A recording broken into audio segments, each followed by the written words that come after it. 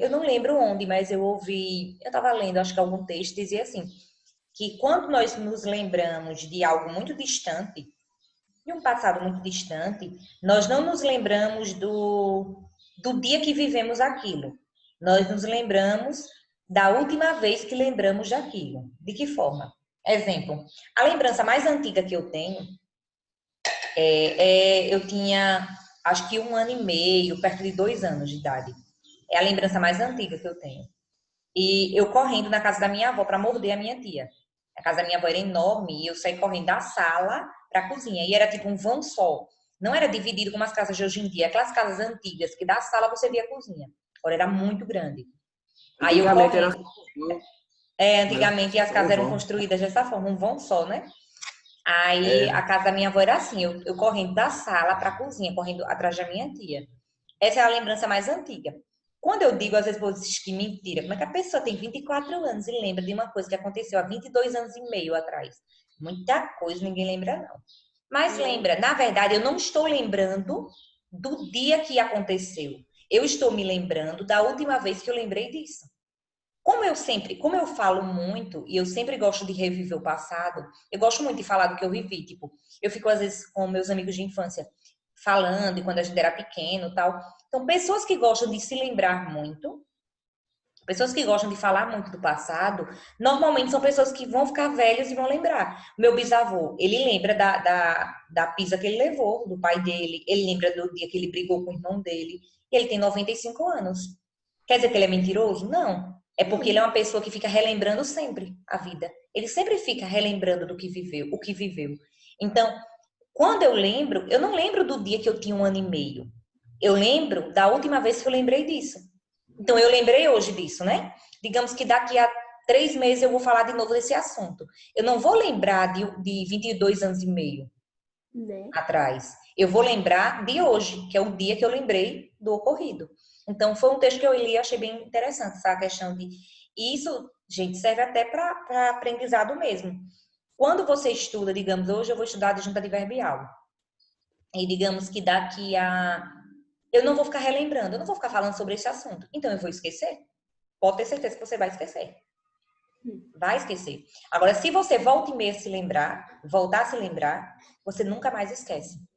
Então, quando eu comecei a dar aula, eu comecei a aprender as coisas com mais facilidade, porque é muito fácil passar o ensinamento para alguém.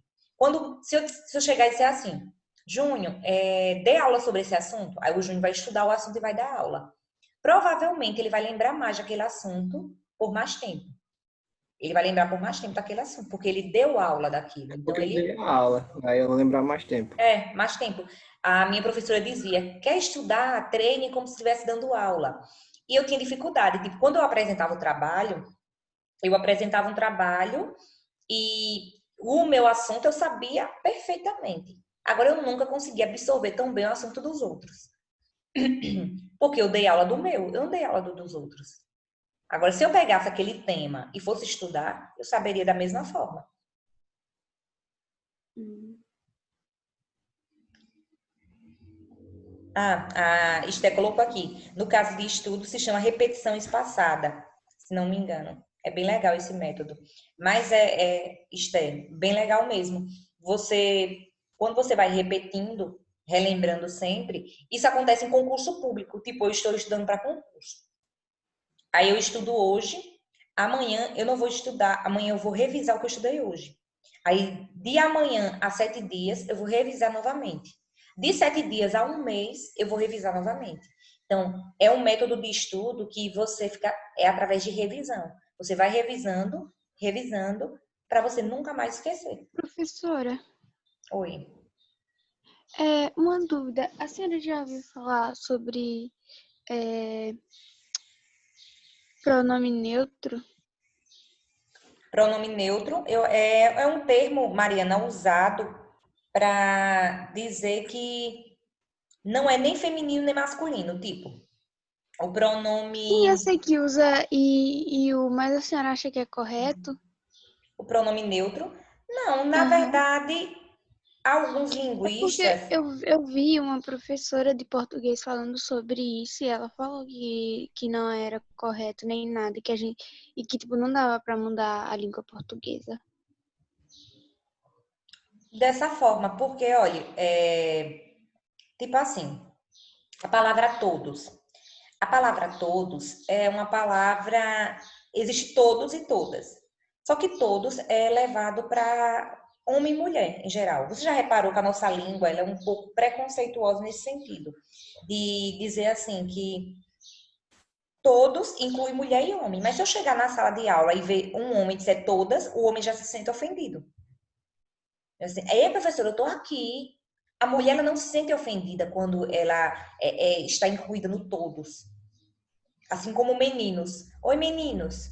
Pode ter uma menina ali no meio, mas a menina não se sente ofendida. Já o menino, sim. Nessa questão, Mariana, eu acredito que daqui a alguns anos, essa questão do pronome neutro ganhe mais força. Não é Ô, adequado no professora, momento. Oi? a senhora pode me dizer uma coisa que, se, tipo assim, não é nada do assunto, entendeu? Mas Sim. dia 12 de outubro é feriado Dia das Crianças. Sabe dizer se vai ter aula? Matheus, só perguntando a Larissa, porque é o sindicato que resolve. Eu acredito que tenha, né? Porque agora estamos tendo aula nos feriados, mas eu não sei o que dizer de certeza. Só Vai ser vendo com a nossa segunda, Larissa. né, professora? É, só vendo É com a porque dia Larissa. 10 vai ser o meu aniversário, dia 10. Aí Eu tava provavelmente lembrada disso. Toda vez que chega perto do dia das crianças, eu lembro do aniversário. é meu A gincana aniversário. sempre era perto, né? Então já estou dando É, parabéns já. toda gincana cai no meu aniversário, dia no meu aniversário. Desse jeito. Sim, então retomando a questão do pronome, Mariana, a questão do pronome neutro não existe assim efetivamente na língua, mas muita gente prefere usar e não é errado, por quê? Eu não acho errado. Porque a nossa língua ela é mutável. Então, e está sendo bem usual agora dizer assim em apresentações: bom dia a todos e a todas. É redundante? O que é redundante? É repetir a mesma coisa de novo? É um pouco, sim. Mas quando eu marco a todos e a todas, eu marco o gênero. Eu marco que eu estou falando tanto com os homens quanto com as mulheres. É para marcar essa questão de gênero mesmo. Mas esse pronome neutro não é algo que existe na nossa língua. Mas está começando a ser usado para, digamos, para neutralizar. Para nem dizer o feminino, nem dizer o masculino. Usar algo que seja neutro. Mas palavras neutras já existem na língua, como a palavra feliz, o adjetivo feliz. Não existe ou feliz, a feliz. Feliz é feliz, homem ou mulher, ou tanto o gênero feminino quanto masculino é usado a palavra feliz. É usada a palavra feliz. Então, não é um termo ainda, pronome neutro, que seja efetivamente usado na nossa língua. Mas eu acredito que com o passar dos anos ele ganhe força. Já por essa questão de representatividade, de homem, de mulher, de ter o seu lugar. E a nossa língua ela é mutável, né? A nossa língua Não, mas é cada dia porque, muda. tipo, quando eles estão usando para pessoas que são, tipo, trans ou não binárias. Uhum, também, exatamente. Eu iria até falar dessa parte. Estão usando muito. Tipo, exemplo, ela é mulher, ele é homem. Aí, tipo, o ilo. Ilo é neutro. Um exemplo, entendeu? O ilo é neutro. Isso não existe, gente, na nossa língua. Isso é fato. Não existe. Mas pode ser que daqui para o futuro isso ganhe força. Isso ganhe força, pode ser que exista, mas no momento não existe. É uma forma das pessoas se representarem, né? De uma forma melhor. Mas é como aquela questão do banheiro feminino, masculino e um banheiro neutro. Tipo, porque tem aquela questão de que, eu me sinto mulher, mas você não é mulher. Eu me sinto homem, mas eu não sou homem. Toda aquela briga qual é o banheiro que eu devo ir, se eu sou trans, se eu devo praticar uma modalidade que só é permitido mulheres, é toda essa discussão. Acredito que isso ganhe força com o passar dos anos, mas no momento não é usual, não. É usual, mas não é efetivo na língua. Maria Vitória colocou aqui no bate-papo que lembra de um dia. Cadê? Deixa eu colocar aqui. Que lembra de um dia bem aleatório. Nesse dia ela estava indo fazer uma consulta de vista pela segunda vez. E lembra da roupa que estava usando. Lembra que estava de mãos dadas com a mãe. E tinha em torno de 2 a 3 anos. de 2 a 3 anos. Então, isso que você lembra, Maria Vitória, é a lembrança que você teve desse dia. Igual hoje, você está lembrando desse dia hoje. Daqui a uns anos, você vai lembrar de novo. Mas você não vai lembrar do dia que aconteceu, você vai lembrar da última vez que lembrou.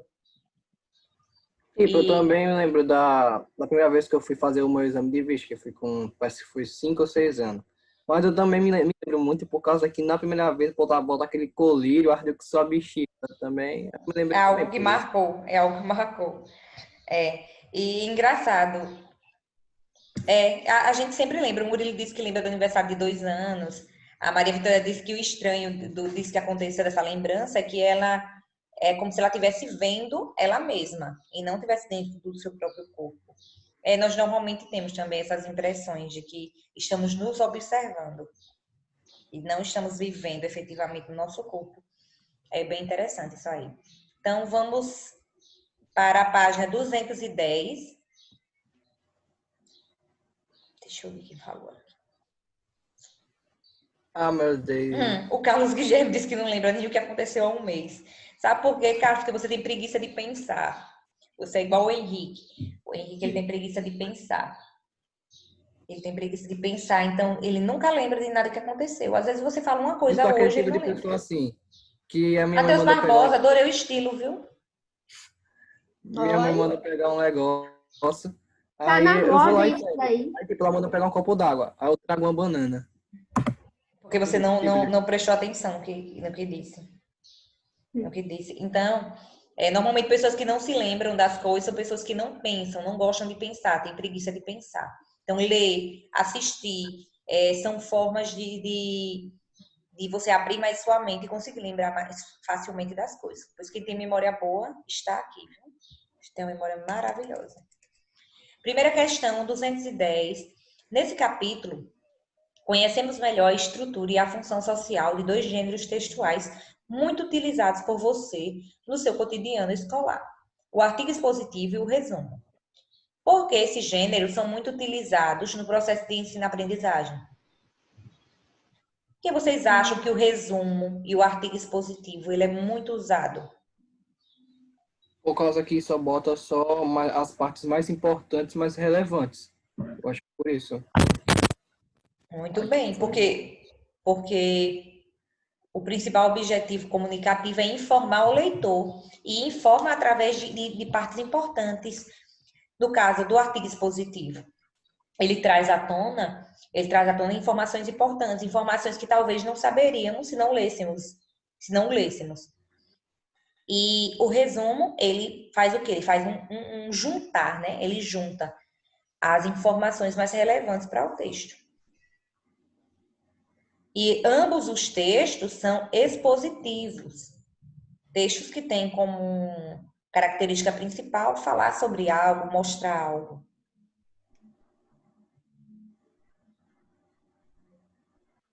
Então, vamos colocar aqui primeira questão. Por que há o predomínio da exposição?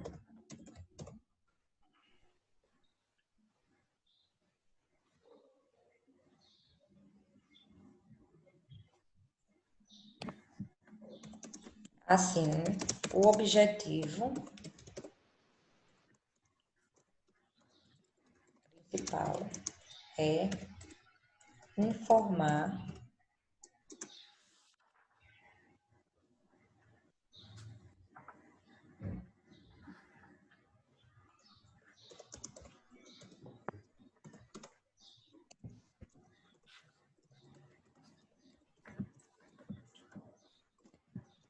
Isso contribui para o processo de ensino e aprendizagem. Então, gente, nos livros didáticos, isso é muito usado. Os textos expositivos e os resumos são muito usados em livros didáticos. Por quê? Porque colaboram para o ensino e aprendizagem. É um texto que traz a informação. Primeiro, traz a informação. E através dessa informação vai ter uma atividade interpretativa. Então, são textos que são muito usados em livros didáticos. Segunda questão, nós temos O texto que você vai ler agora é um artigo expositivo que traz diversas informações sobre o mangue, um ecossistema bastante rico em biodiversidade. Leia-o com atenção e utilizando um marcador de texto. Destaca as informações mais importantes. Alguém poderia fazer a leitura do texto? Eu Posso? faço, eu faço. Eu faço.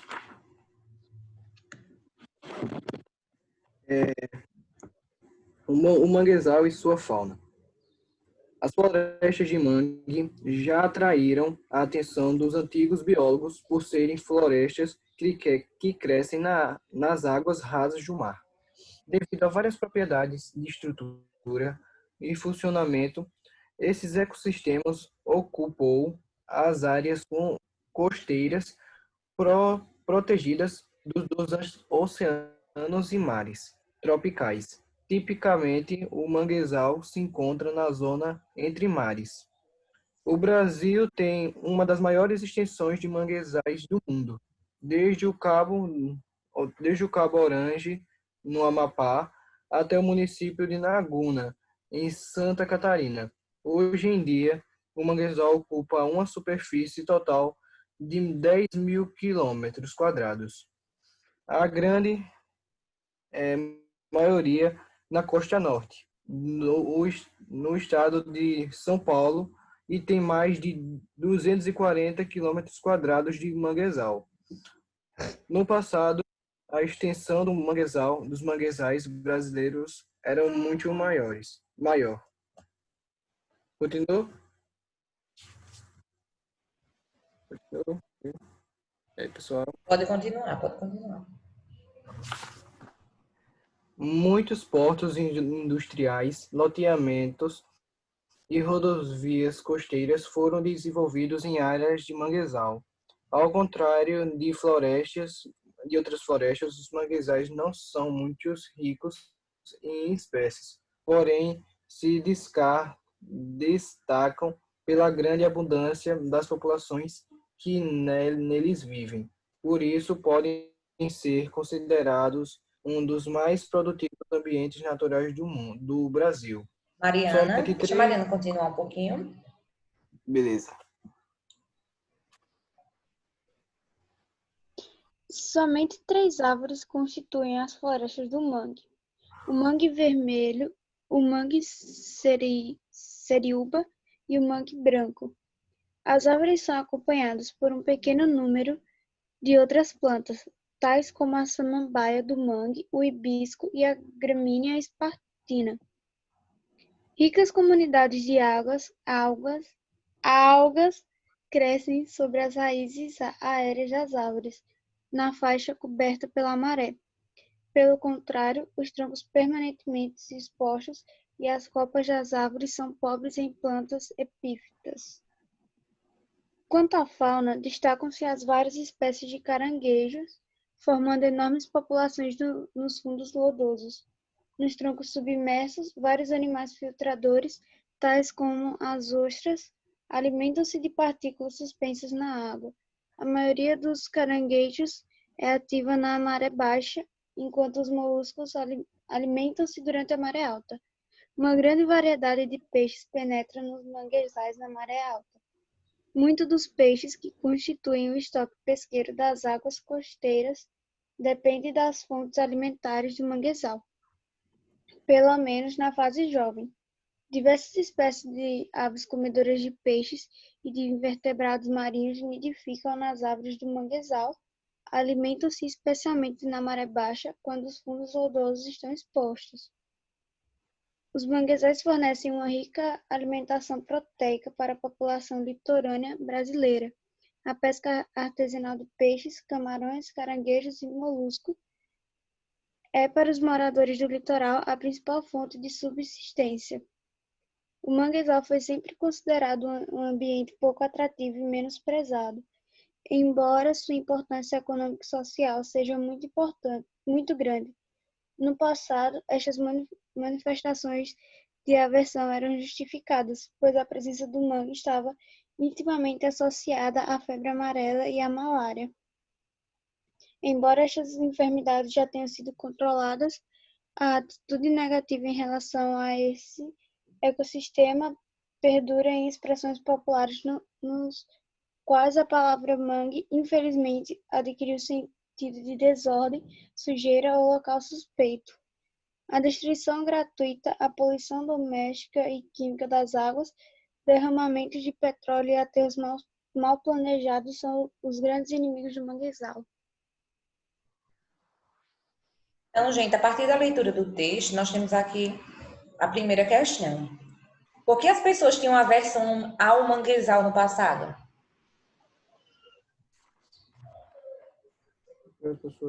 O que é aversão, professora? A aversão é contra. Por que as pessoas eram contra? Por que as pessoas não eram a favor? Isso já disse no finalzinho, perto onde a Mariana leu. Perto não, onde a Mariana leu.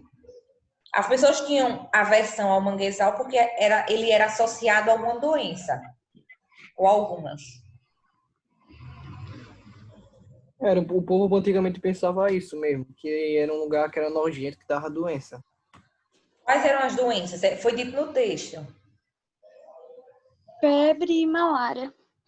Não, Febre amarela, muito bem. Febre amarela e malária.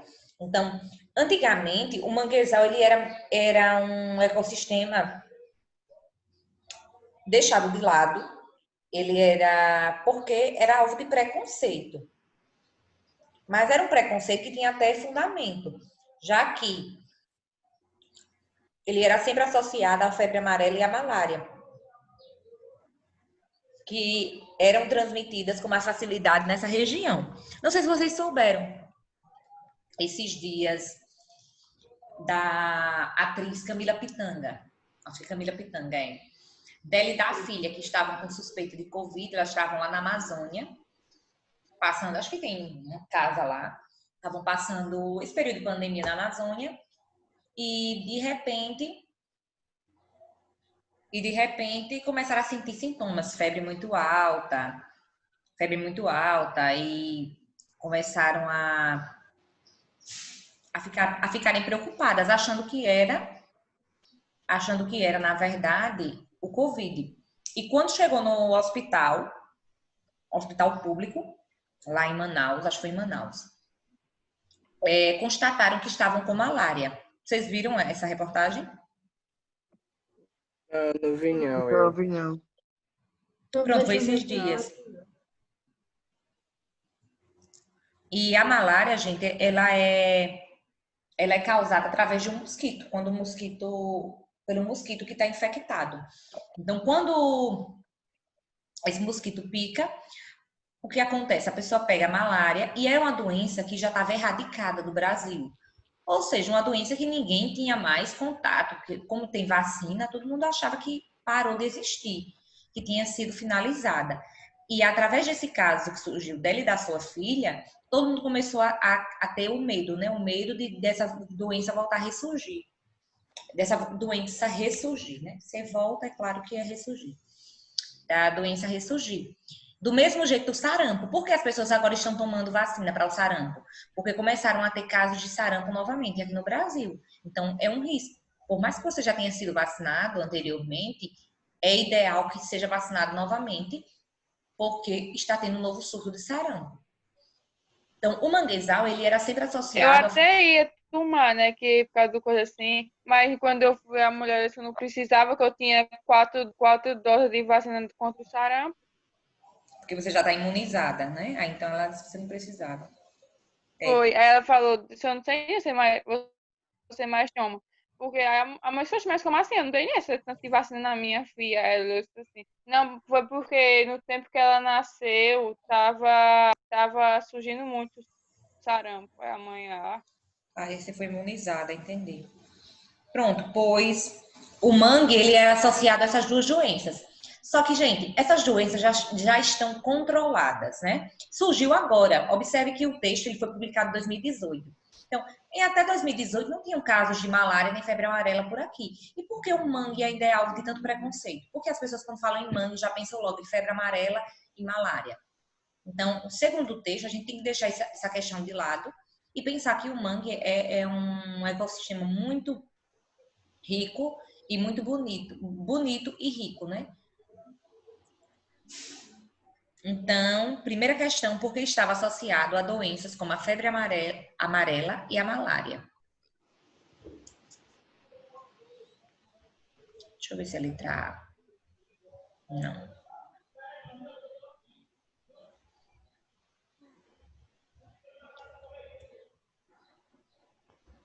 Gente, é uma nova primeira questão, né? Deixa eu colocar aqui. É outra primeira questão. Vou colocar aqui abaixo. Assim.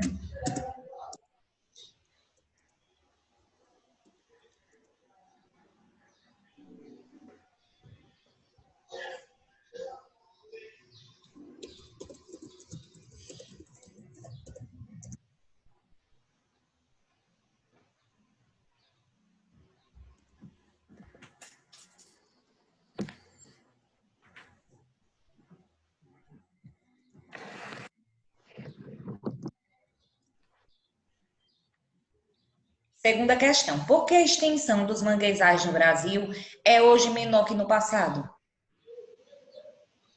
Eu acho que é por causa que com o aumento da população e tal, e o governo investindo mais em pista e tal, estava desmatando para fazer casa, rodovias, pontes. Muito Aí, bem. Muito bem, Júnior.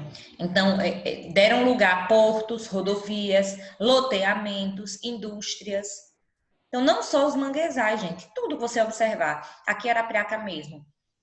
Eu estava observando, quando eu era criança, eu vinha para cá e eu morava em Ilha d'Água Grande, então eu vinha pela parte ali do Brisa do Lago, aquela pista aqui, Brisa do Lago, que pega ali Lagos do Sul, essa parte como se estivesse indo para a Lagoa da Canoa. Então eu entrava por essa entrada aqui de Arapiraca.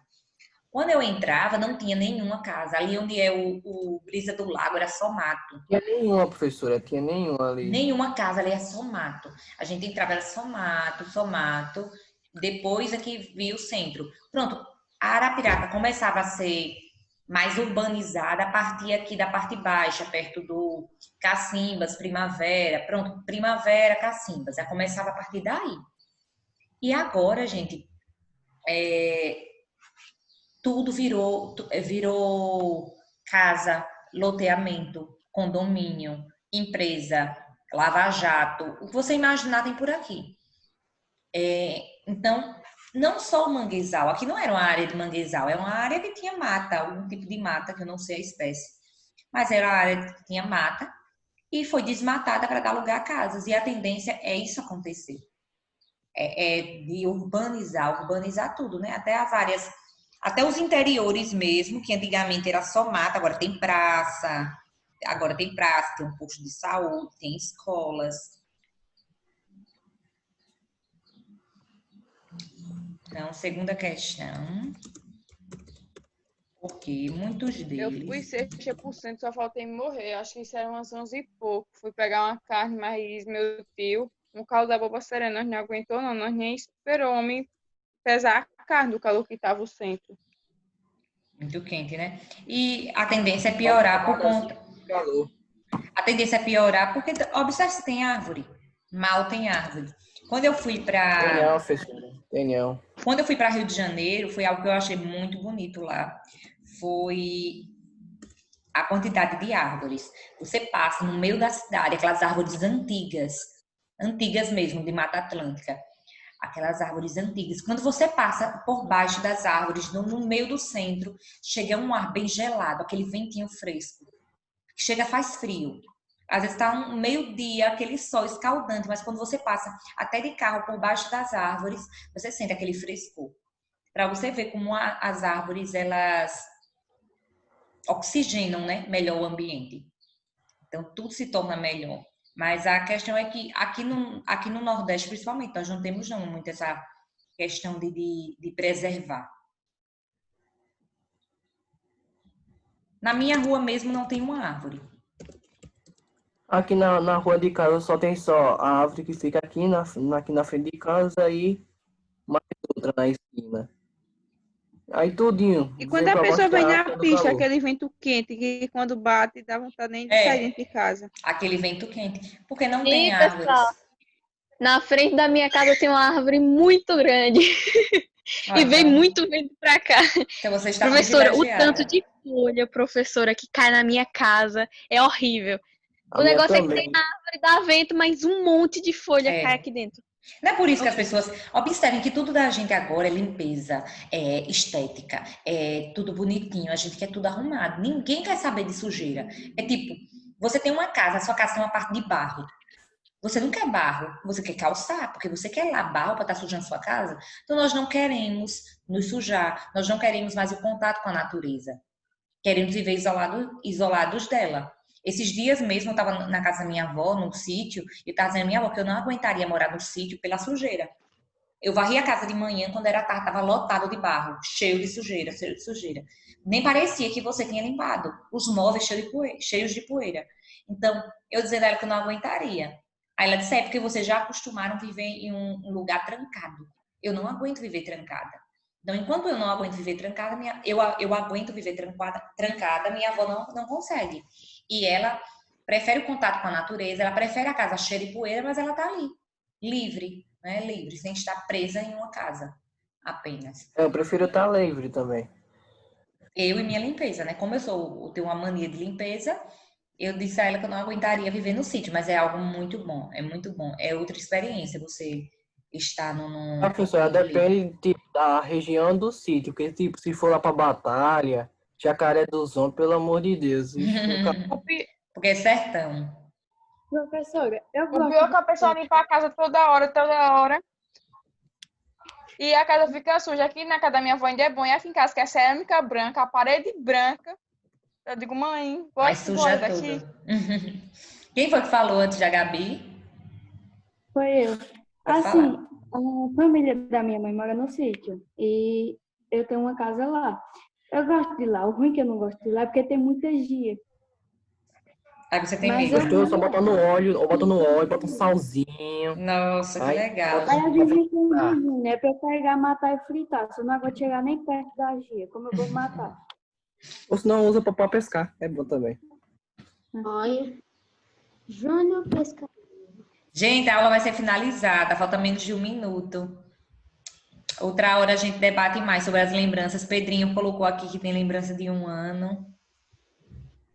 A Emily também disse que. Todos sabem que eu tenho memória de peixe, então eu não lembro de nada. Ah, que Mas legal. Professora, Oi. professora, eu tenho uma lembrança de quando eu era bem pequenininha, que eu peguei, juntei eu e minhas primas do tamanho de nada e fui jogar a Bíblia da minha avó dentro da caixa d'água. Gente, que horror, a Bíblia. Pois é. Pois é, peça perdão a Deus. Viu? Desculpe. Gente, vou Acho que foi finalizar a aula. Vou finalizar a aula.